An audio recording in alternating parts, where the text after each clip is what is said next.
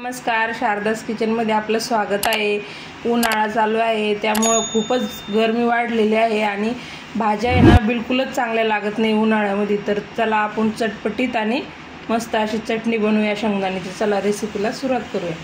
हे बघा, इथं पाऊण वाटी शेंगदाणे भाजून घेतलेले आहे, 1 वाटी हिरव्या मिरच्या घेतलेल्या आहे, ग्रॅमच्या हिशोबाने 100 ग्रॅम हिरव्या मिरच्या आहे आणि 2 कांड्या लसणाच्या शिलून घेतलेल्या आहे।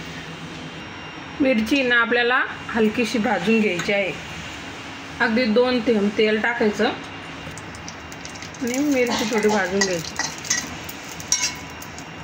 मिरची भाजून घेतली ना चटणी खूप मस्त होते।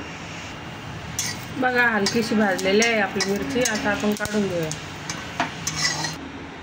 आता आपल्याला ही मिरची ना मिक्सरमध्ये बारीक करून घ्यायची आहे। यामध्ये लसूण टाकून द्यायचा, थोडेसे जिरे टाकायचे, याला ना 1 चक्कर मारून घ्यायचं मिक्सरमध्ये।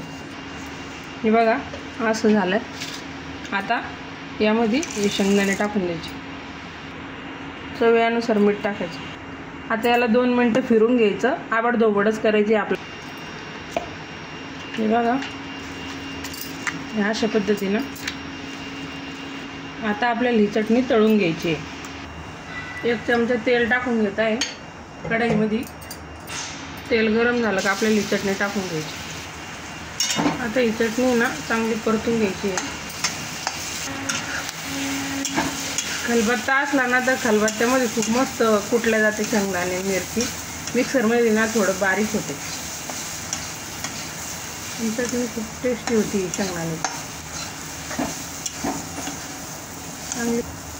चांगली परतून घ्यायची चटणी। अशी मोकळी झाली पाहिजे चटणी चांगली, त्यामुळे ना चटणी चांगली परतू द्यायची।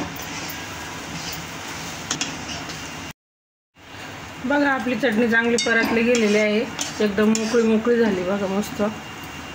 अशी चटणी ना मस्त क्रंची लागते खायला, जास्त अशी परतून दिल्यामुळे।